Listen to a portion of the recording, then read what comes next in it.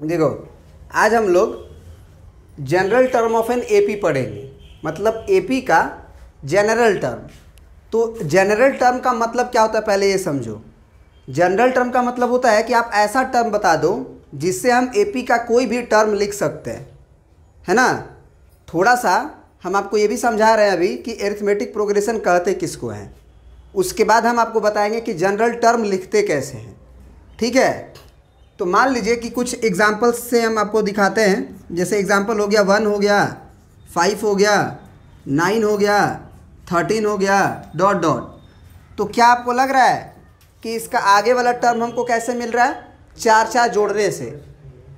1 में 4 जोड़ दिए 5 मिला, 5 में 4 जोड़े 9 मिला, 9 में 4 जोड़े 13 मिला, 13 के बाद 17, 17 के बाद 21, 21 के बाद 25 एंड सो ऑन। तो मान लीजिए कि हम अगर ये फाइंड आउट करना चाहते हैं, ये फाइंड आउट करना चाहते हैं कि इसका चौथा टर्म क्या होगा, तो चौथा टर्म को लिखने का मतलब है फोर्थ टर्म। तो फोर्थ टर्म को हम तो एक तो ये ऐसे पूरा वर्ड ही लिख दिए। एक है कि हम T4 लिखेंगे, एक है कि हम इसे ही A4 बोलेंगे। मतलब A4 लोअर सफिक्स में 4 है, T4 लोअर सफिक्स में 4 है। तो ये सारी बातें एक ही है। और ये यहाँ पे हम क्या बोल सकते हैं, पहला दूसरा तीसरा चौथा 13 है। अगर हम पूछे सिक्स्थ टर्म क्या है, सिक्स्थ टर्म, तो उसका सिंबॉलिकल मीनिंग क्या होगा, T6 या A6। और इसको हम क्या बोलेंगे सिक्स्थ टर्म को, A21। तो यहाँ तक तो क्वेश्चन आसान है। हम 7वां भी बता सकते हैं, 10वां भी बता सकते हैं। लेकिन अगर यहीं पे हमसे पूछ दे कि इसी में हम लोग एक 1000th पोजीशन पे पहुँचे, वहाँ पे जो टर्म है यानी कि T1000 वो बताइए आप, तो हमको मुश्किल होगा। क्या हमको मुश्किल होगा कि नहीं होगा? तो ये मुश्किल आसान करने के लिए ये फार्मूला होता है। अब ये फार्मूला जो होता है कहाँ से आया, इसको जानना ज़रूरी है। ये फार्मूला से हम लोग कोई भी टर्म निकाल सकते हैं। इस फार्मूला से हम लोग कोई भी टर्म निकाल सकते हैं। इस फार्मूला में Tn जो होता है वो होता है nth टर्म, A जो होता है वो होता है फर्स्ट टर्म। यहाँ पे लिख भी देते हैं, where A is equal to first term of AP, first term of AP, D is equal to common difference, common difference. D का वैल्यू कॉमन डिफरेंस होता है। और कैसे आता है, सेकेंड टर्म में से फर्स्ट टर्म घटा दीजिए, या थर्ड टर्म में से सेकेंड टर्म घटा दीजिए, या फोर्थ टर्म में से आप थर्ड टर्म घटा दीजिए। मतलब कोई भी लगातार टर्म है तो बाद वाले टर्म से उसके पहले वाला टर्म घटा दीजिए, उससे आ जाएगा कॉमन डिफरेंस। और एक वर्ड यूज हुआ है इसमें n, तो n होता है number of terms, number of terms. अब यहाँ पे देखिए इस फार्मूला में अगर हम बोले कि इस क्वेश्चन में आप हमें बताइए कि a का वैल्यू क्या है, तो a का वैल्यू 1 है, क्योंकि वही ना फर्स्ट टर्म है इस एपी का। क्लियर है? और अगर हम पूछे कि D क्या है, D, तो D होता है common difference T2 minus T1 या T3 माइनस T1। कोई भी टर्म पकड़िए, जैसे 17, तो 17 में से 13 घटाइए 4 मिला। कोई कहेगा कि सर हम 13 पकड़ेंगे, तो बेटा तुम 9 घटाओगे, जस्ट पहले वाला टर्म घटाते हैं, बाद वाला नहीं। तो 13 में से 9 गया 4 आया, तो कॉमन डिफरेंस निकल गया। अब अगर हम इसमें पूछना चाहते हैं कि 7वां टर्म कौन होगा, तो 7वां टर्म को लिखने का तरीका है T7। 7वां टर्म को लिखने का तरीका है T7 या फिर A7, दोनों का मतलब एक ही है। इसका फार्मूला क्या होगा, यहाँ n है, देखो ध्यान से, यहाँ n है तो A plus n minus 1 D हुआ है, तो यहाँ 7 होगा तो A plus 7 minus 1 into D होगा। सही बात है? हम डेराइव भी करेंगे, ये फार्मूला कहाँ से आता है इसको डेराइव भी करेंगे। लेकिन अभी समझो, चीज़ों को समझो कि हो क्या रहा है एक्चुअल में। यहाँ पे क्या हम लोग A की जगह पे क्या डाल सकते हैं, अगर हमको सातवां टर्म निकालना है तो सातवां टर्म का ये फार्मूला हो गया a+6d। तो यहां से बताओ t7 या a7 का वैल्यू क्या आ जाएगा, क्या आ जाएगा? a का वैल्यू है 1, तो ये हो गया 1 + 6 × d का वैल्यू कितना है 4, है ना? 1 + 6 के 24, क्या ये 25 दिया? तुम सातवां टर्म पे पहुंच के देखो कि वहां पे क्या लिखा हुआ है, पहला, दूसरा, तीसरा, चौथा, पांचवा, छठवां, सातवां, 25 है ना? अब तुम छठवां टर्म भी निकालोगे इस फार्मूला से, तो t6 बराबर क्या लिखोगे? t6 बराबर क्या लिखोगे? बस n के जगह पे 6 पुट कर दो, तो a + 6 - 1 × d, यानी कि 1 + 5 × d के जगह पे 4, 5 के 20 और 1 21, 5 के 20 1 21, क्या छठवां टर्म 21 था? मतलब कि ये एक फार्मूला हो गया, जहां का भी टर्म आपको चाहिए वहां का n डाल दो। जैसे आपको 1000 टर्म चाहिए तो n के जगह पे 1000 डाल दो। तो जरा बताओ इसका 1000वां टर्म क्या होगा, जरा बता दो 1000वां टर्म क्या होगा। चलो एक काम करते हैं, 1000वां टर्म नहीं निकालते हैं, 1000वां टर्म नहीं निकाल के बल्कि 1001वां टर्म निकालते हैं, 1001वां टर्म निकालते हैं। 1001वां टर्म के लिए हम क्या लिखेंगे? a + 1001 - 1 × d। अब a की जगह पे क्या पुट करेंगे बता दो हमको, 1 पुट करेंगे ना, तो 1 + 1000 हो जाएगा अब तो, क्योंकि 1001 में से 1 घटेगा तो 1000 और d का वैल्यू 4, तो ये क्या 4001 होगा?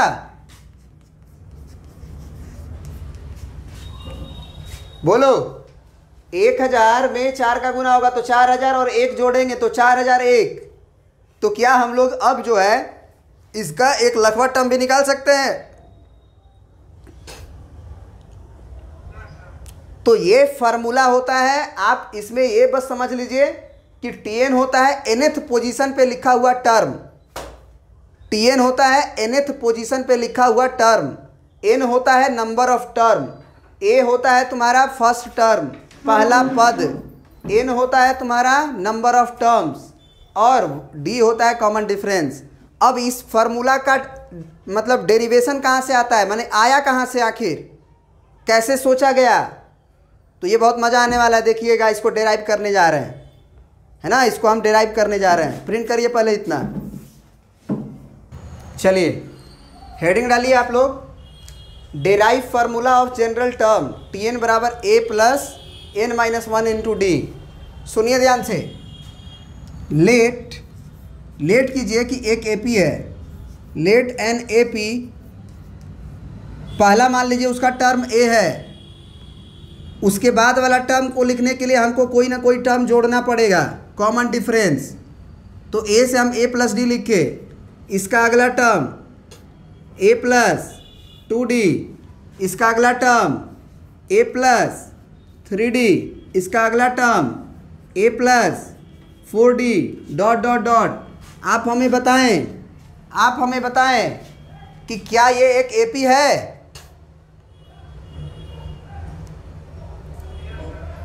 क्योंकि इसमें पहला टर्म a है और कॉमन डिफरेंस d है, जिसे कि जोड़ने पे हमारा अगला टर्म मिल रहा है, पहला a, फिर a + d, फिर a + 2d, फिर a + 3d। तो इसमें अगर हम पूछे कि पहला टर्म हमारा क्या है, a क्या है, तो वो a ही है। हम बोले d क्या है, तो वो d ही है। कैसे? क्योंकि आप इसमें से इसको घटाइएगा जब, तो ये a और a कट जाएगा, d बचेगा। इसमें से इसको घटाइएगा आप, तो a से a गायब हो जाएगा और 2d में से 1d घटेगा तो d बचेगा। तो इसमें ये फिक्स रहता है कि d क्या है, a क्या है। अब ज़रा बताइए कि क्या इसे आप फर्स्ट टर्म कहिएगा, इसे आप सेकेंड टर्म कहिएगा, इसे आप थर्ड टर्म कहिएगा, इसे आप फोर्थ टर्म कहिएगा, इसे आप फिफ्थ टर्म कहिएगा? बोलिए, चीज़ों को फिल कीजिए। पहले पोजीशन पे लिखा हुआ नंबर को आप फर्स्ट टर्म बोल रहे हैं, कॉमा के बाद जो दूसरा पोजीशन है उसको सेकेंड टर्म, कॉमा के बाद जो तीसरा पोजीशन पे उसे थर्ड टर्म, चौथा पे जो फोर्थ टर्म और पांचवा पे जो फाइव्थ टर्म, पांचवा पोजीशन पे। अब ज़रा सोचो हमारी बात को समझने की कोशिश करना। ज़रा सोचो, इसका अगर हम 1000वां टर्म पूछें, 1000वां टर्म पूछें, तो ज़रा सोचो, यहाँ से देख के तुम बता सकते हो सब में ए प्लस ए प्लस ए प्लस ए प्लस हुआ है। पाँचवा टर्म में भी ए प्लस लिखे हो, चौथा में भी ए प्लस लिखे हो। बस चौथा लिखे हो तो यहाँ 3D लिखे हो, और पाँचवा लिखे हो तो 4D लिखे हो, एगो कम डी लिखे हो। सही बात है। अगर तीसरा टर्म लिखे हो तो ए प्लस 2D लिखे हो, यानी कि T2 लिखे हो तो ए प्लस 1D लिखे हो। तो महसूस करो कि कोई भी AP होगा उसमें ए प्लस जितना नीचे है लोअर सफिक्स उससे एक कम डी है कि नहीं है। अगर पहला की भी बात करो तो पहला भी तुम्हारा ए प्लस 1 से कम क्या होता है, एक कम करो तो 0 इंटू डी लिखोगे ना, तो ये ए आ जाएगा कि नहीं आ जाएगा। तो यहां से तुम बताओ कि 1000वां वाला टर्म क्या होगा, ए प्लस कितना 999 डी। सही है क्या, क्योंकि T5 है तो ए प्लस 5 में से घट गया 4D है। T4 है तो ए प्लस 4 है तो 3D है। T3 है तो ए प्लस 2D है। तो ए प्लस तो पक्का है, और जितना निचवा रहता है उससे एगो कम हो जाता है। तो ये 1000वां टर्म हो गया। इसी तरह से अगर आप बढ़ते जाओ डॉट डॉट डॉट, तो अगर हम बोले कि Tnth पोजीशन पे जो टर्म होगा nवां पोजीशन पे, तो nवां पोजीशन का मतलब हम बोल रहे हैं कि पहला नहीं, दूसरा नहीं, तीसरा नहीं, nवां पोजीशन पे। तो ये तो बात कॉमन हो गई ना कि ए प्लस तो सब में होगा। यहाँ n है तो n-1 इंटू डी होगा। सही बात है भाई।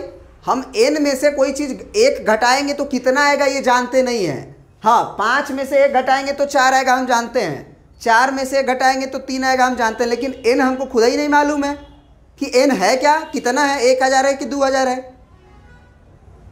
अगर 1000 होगा तो अपने आप क्या यहाँ 999 नहीं आएगा क्या।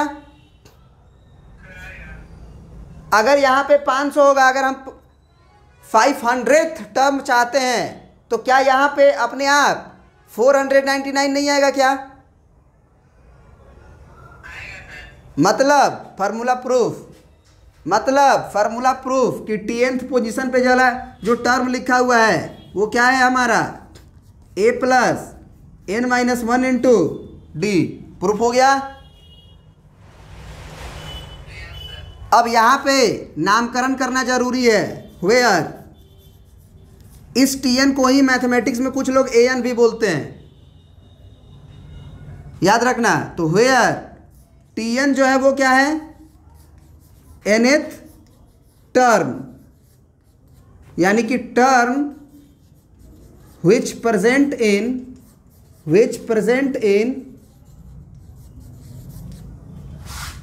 nth position.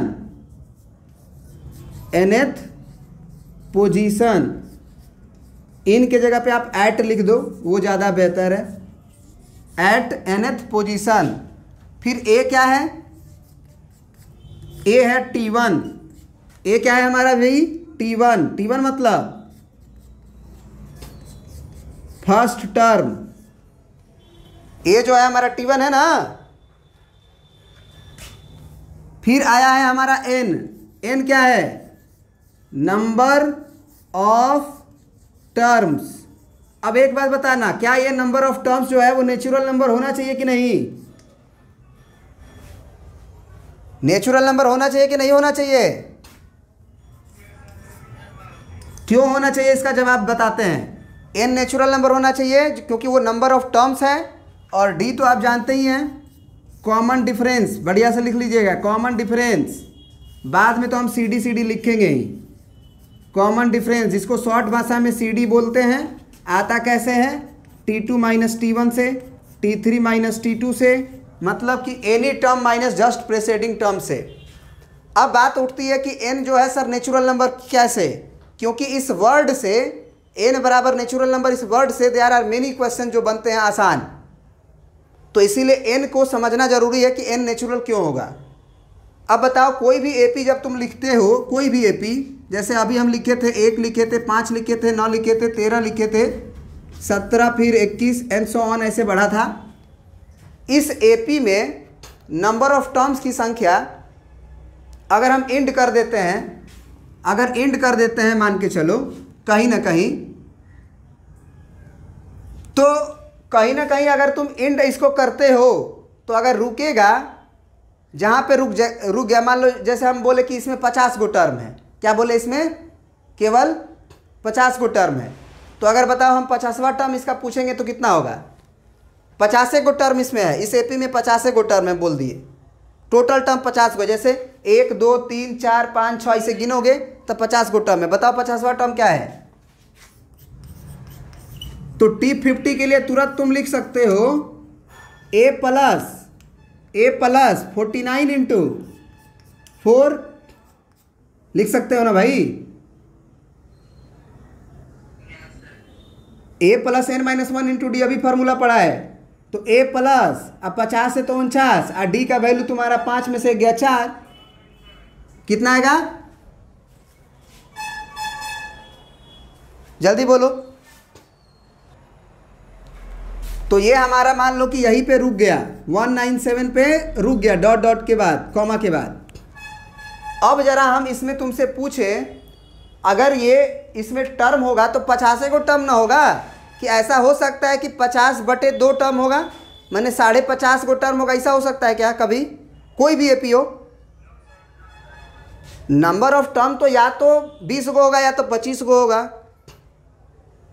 ऐसा थोड़ी होता कि 20.5 गो टर्म होगा, 20 गो और आधा एगो और टर्म होगा। टर्म होगा तो पूरा एगो होगा, समझ रहे बात को? जैसे इसमें या तो 4 गो टर्म होगा या तो 5 गो होगा। 4.5 गो टर्म का क्या मतलब है? तो एपी में जो नंबर ऑफ टर्म्स होता है वो इंटीजर में आते हैं, पॉजिटिव इंटीजर में।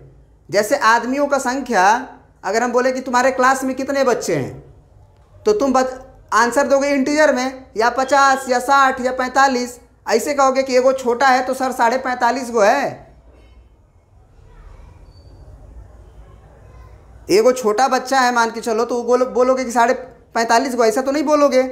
तो कहने का मतलब है कि एपी में जो नंबर ऑफ टर्म्स होना चाहिए वो हमेशा एक इंटीजर आना चाहिए, पॉजिटिव इंटीजर आना चाहिए। अगर वो नहीं आ रहा है तो उस एपी का वो टर्म नहीं था। तो ये बहुत बढ़िया कॉन्सेप्ट है, ये जनरल टर्म हो गया, इस पर अब क्वेश्चन बनाना है हम लोगों को, ठीक है। अब देखिए, ये आपका फार्मूला है एपी के जनरल टर्म का, याद रखिएगा। ये भी याद रखिएगा कि ये पहला टर्म होता है, डी कॉमन डिफरेंस होता है, कैसे निकलता है? T2 माइनस T1 से या T3 माइनस T1 से, या कोई भी टर्म पकड़ते हैं उसके पहले वाला टर्म घटाते हैं। n होता है नंबर ऑफ टर्म्स और Tn होता है nth टर्म। अब जरा बताओ कि इसमें अननोन कितने हैं? अगर हम बोले अननोन की बात, तो Tn 1 हुआ, A 1 हुआ, n एगो हुआ, एगो d हुआ, माने 4 गो अननोन हुआ ना। इस 4 गो अननोन में से अगर हमको 3 गो दे दे, एगो बोले निकालने के लिए, 4 गो दे दे, एगो बोले निकालने के लिए, तो क्या निकाल सकते हैं? तो इस पे भी बहुत सारे क्वेश्चन बन जाते हैं, इस पे भी बहुत सारे क्वेश्चन बन जाते हैं। जैसे आपका एनसीईआरटी का क्वेश्चन दिखाते हैं आपको, देखिए ये जो क्वेश्चन आप देख रहे हैं इसमें कहानी वही है, fill in the blanks in following table given that A is a first term, A को समझिए फर्स्ट टर्म है, D the common difference, D को समझिए कि कॉमन डिफरेंस है यानी कि T2 माइनस T1 जो कहानी होती है, and N the nth term यानी कि nth टर्म, ठीक है। और n तो आप जानते ही हैं नंबर ऑफ टर्म्स की बात होती है, अगर an nth टर्म है तो n नंबर ऑफ टर्म्स हुआ। तो पहला बॉक्स में देखिए a का वैल्यू, अब ये सीरियल नंबर है, पहला क्वेश्चन, दूसरा क्वेश्चन, तीसरा क्वेश्चन, चौथा क्वेश्चन, पांचवा क्वेश्चन। पहला क्वेश्चन में आपको an भरना है, n दिया हुआ है, d दिया हुआ है, 7 दिया हुआ है, 3 बोले थे ना, 3 अननोन होगा आपके ये फार्मूला में। an बराबर a plus n minus 1 into D में। तो यहाँ पे अगर आपको an निकालना है और सब कुछ दिया है तो उस फार्मूला में सब कुछ प्लग इन कर दो। तो ज़रा बताओ ए एन का वैल्यू कितना होगा, ए की जगह पे हम क्या डालेंगे 7 प्लस एन हमको नहीं मालूम है तो हम n-1 लिखेंगे। और डी के जगह पे सॉरी एन मालूम है, एन के जगह पे 8 दिया हुआ है तो यहाँ पे हम एन के जगह पे क्या लिख देंगे 8 और डी के जगह पे क्या लिख देंगे 3। तो ज़रा बता दो ये कितना आएगा 7, 8 में से 1 गया 7 और 7 दिया 21 तो प्लस में 21 तो 21 और 7 कितना हो जाएगा। तो इसके मतलब इसके जगह पे हमको भरना है 28। अब दूसरे क्वेश्चन में हमको डी पूछा है तो डी को छोड़ के बाकी सब जगह रख दो, ए के जगह पे इसी, ये तो पहला पार्ट हो गया। दूसरा पार्ट में इसी फार्मूला में रखो तुम वैल्यू को, ए एन के जगह पे क्या लिखेंगे, ए एन के जगह पे 0 बराबर ए के जगह पे क्या लिखेंगे, ए की जगह पे -18, ए के जगह पे -18 और ये प्लस एन के जगह पे 10 -1 होगा क्योंकि n-1 होता है, केवल 10 मत लिख देना। n-1 के बाद डी तो निकालना ही है तो डी वाला में बॉक्स है तो डी को डी ही रहने देंगे।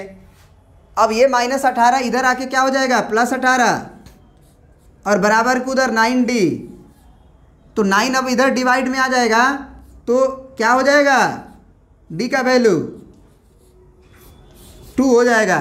यानी कि इस वाले बॉक्स में हमें क्या भर देना चाहिए 2 भर देना चाहिए। तीसरा क्वेश्चन, इसमें हमारा अननोन क्या है ए है तो इसी फार्मूला में हम लोग ए एन के जगह पे तो लिखेंगे क्योंकि ए अननोन है हमारा, ए एन हमारा कितना है -5 तो ए एन के जगह पे -5 बराबर फिर ए प्लस तो ए नहीं मालूम है, ए निकालना है, फिर n-1 तो n के जगह पे है 18 तो ये हो जाएगा 18-1 और d के जगह पे क्या लिखा हुआ है -3 तो ये -3 कितना आएगा ज़रा बता दो, -5 = a प्लस 18 में से गया 17 और ये हुआ -3 इंटू में तो ये -51 हुआ। -51 बराबर के इधर भेज दो +51 हो जाएगा यानी कि a का वैल्यू हो जाएगा +51 -5 यानी कितना 46 ना, बोलो। तो इस बॉक्स में हम क्या भर देंगे 51। क्या तुम्हें समझ में आ रहा है चीज़ें कि नहीं आ रहा है, प्रिंट करिए इतना। तो देखो मतलब ये सारे क्वेश्चन बना रहे हो तो तुमको क्या फील हो रहा है, ऐसा नहीं फील हो रहा है कि 3 अननोन है 4 ठो नंबर है उसमें से 3 ठो दिया हुआ है 1 ठो निकालना है।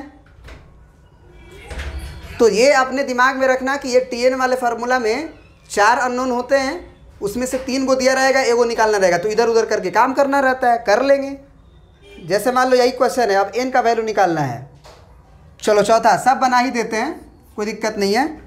हम लोग ए एन के जगह पे लिखेंगे 3.6, यहाँ होगा 3.6 बराबर ए के जगह पे हम क्या लिखेंगे -18.9 फिर प्लस एन हमको निकालना है तो n-1 ही रहेगा और डी का वैल्यू हम क्या लिखेंगे जी 2.5। सही है, अभी तक कोई दिक्कत नहीं है। अब ये -18.9 इधर जब आएगा तो वो प्लस बनाएगा तो 3.6 में हमको 18.9 जोड़ देना होगा प्लस और बराबर के उधर क्या बचेगा n-1 इंटू 2.5। कुछ लोग गुना कर देते हैं, गुना करने से ज़्यादा बचो दशमलव पर का, इसको जोड़ोगे तो 9 6 कितना होगा 15, 18 और 3 21 और 1 22, एक अंक के बाद दशमलव। अब देखो यहाँ से काम बन जाएगा 2.5 से डिवाइड ना होगा, यहाँ इंटू में है तो n-1 उधर रहने दो और 2.5 को इधर भेज दो। अब क्या इक्वल अंक में दशमलव है तो दशमलव को अवॉइड कर सकते हैं, ऊपर भी दशमलव एक ही अंक के बाद है नीचे भी एक ही अंक के बाद है तो अवॉइड करो ना, दशमलव से कोई मतलब नहीं है। तो 25 का टेबल कै बार पढ़ते हो 9 बार, तो 9 बराबर क्या हो गया तुम्हारा n-1 यानी कि n बराबर 9 + 1, क्योंकि इधर आके +1 बनाएगा, तो n वाले बॉक्स में क्या भर देंगे हम लोग? 10। इस बॉक्स में भर देंगे हम लोग 10। ये फिल इन द ब्लैंक्स था। तो आप जो है उसको कॉम्प्लिकेटेड करके ना बनाओ, उससे बचो।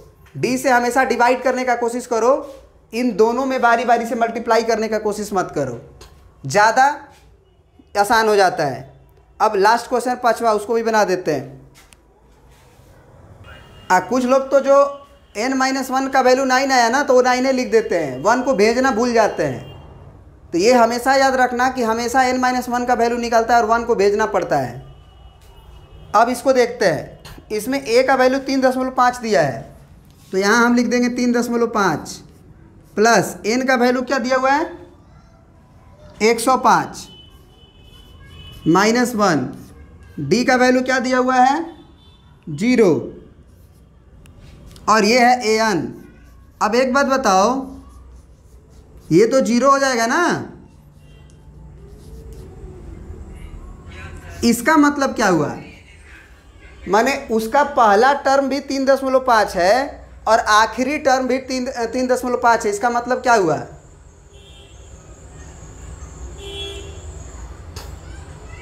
कॉमन डिफरेंस क्या है इसका? 0 है ना, कॉमन डिफरेंस 0 है ना। तो कॉमन डिफरेंस ही ना आगे का एपी को बढ़ाता है बेटा, एपी है, और उस एपी का सारे टर्म जो है 3.5 ही हैं। माने अगर ये हम लिख दें कि 3.5, 3.5, 3.5, 3.5 और डॉट डॉट डॉट डॉट कर दें, अब पूछें कि ये एपी है कि नहीं है, तो ये एपी है। इसका पहला टर्म भी 3.5 है, आखिरी टर्म भी 3.5 है, सब टर्म 3.5 है। आप कहोगे कि सर एपी कैसे है? एपी में तो होता है कि कोई फिक्स नंबर जोड़ने से आगे वाला मिलता है। हम बोले 0 जोड़ लो, अरे 0 जोड़ लो 3.5 में, क्या मिलेगा? 3.5, फिर 3.5 में 0 जोड़ लो। बात समझ में आया? याद रखना, अगर कोई नंबर दे दे 5,5,5,5 डॉट डॉट डॉट, ये एपी है कि नहीं है? है। इसमें बस कॉमन डिफरेंस 0 है। तो कॉमन डिफरेंस अगर 0 हो जाता है तो अगला टर्म बढ़ नहीं पाता है। तो इसीलिए जो पहला टर्म होगा वही दूसरा होगा, वही तीसरा होगा, वही चौथा होगा, वही अंतवा होगा, यानी सारे टर्म सेम ही हो जाएंगे। ये कॉन्सेप्ट भाई दिमाग में रखना, कंफ्यूज नहीं होना, इसीलिए हम बता दिए। अब आगे बढ़ते हैं।